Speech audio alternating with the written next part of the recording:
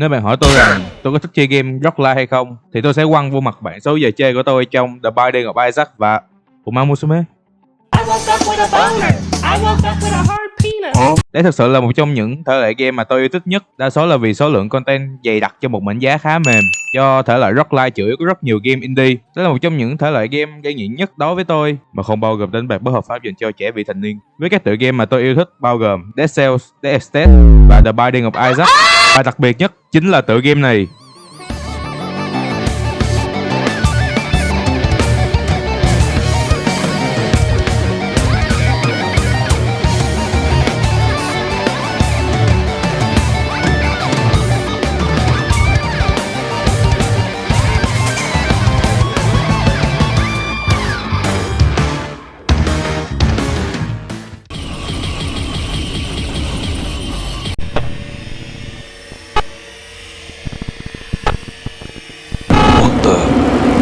Có thể bạn đã để ý rằng những game mà tôi nhắc tới chủ yếu toàn là những game có phong cách 2D hoặc những game có view top down.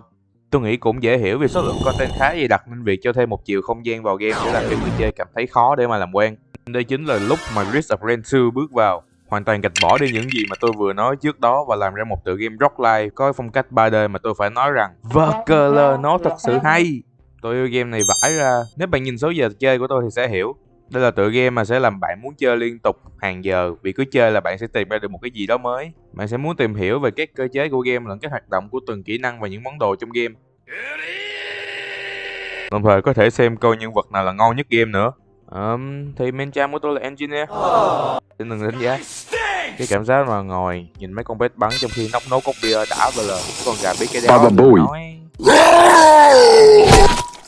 Do you have any Fungus. I got a headache. Risk Rain 2 có lối chơi khá dễ hiểu mà bạn cũng có thể làm quen được. Bạn bắn vài cái địch này, mở vài cái rương này, nút đồ này, và cuối cùng là thật sự được trải nghiệm cảm giác làm thần trong game. Không, thật sự đấy. Bạn nghĩ tôi sẽ nói rằng bạn phải chiến đấu với boss trông giống thần ư? Không, bạn chính là thần trong game này.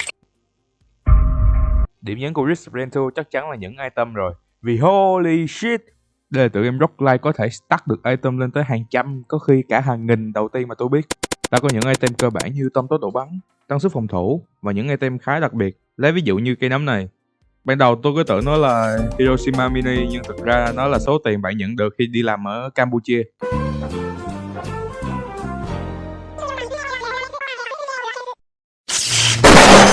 Việc cố tìm combo đồ thực sự rất vui, cho đến khi bạn lập được mấy món màu xanh này.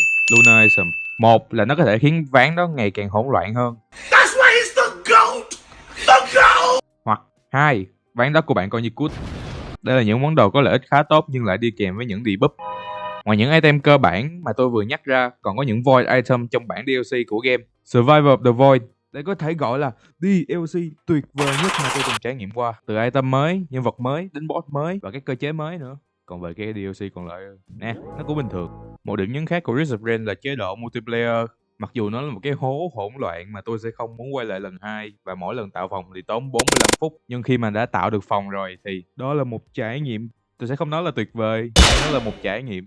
Vì vậy nên nếu bạn như tôi, có một vài người bạn thì hãy tạo phòng và xem tình bạn của mình bị đổ vỡ vì chúng nó lụm nhiều item hơn mình. You can't keep getting away with it. Sắp tới Risk of Rain 2 sẽ có một DLC mới nên tôi thật sự rất mong chờ cho các content sắp tới của game. Vì vậy nên mua game đi, mua game đi.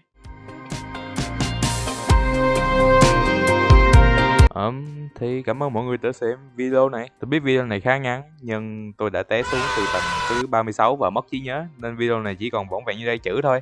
Có thể bạn sẽ hỏi trong thời gian qua tôi đang ở đâu thì thật ra tôi đang trốn dưới gầm giường nhà bạn đấy. Video lần này của tôi coi như hết rồi nên video lần tới tôi sẽ spoil rằng tôi sẽ đi tập gym và nghe nhạc Uma Musume với full năng lượng. Và tôi sẽ bị gọi là một thằng biến thái. Vậy thôi, bye.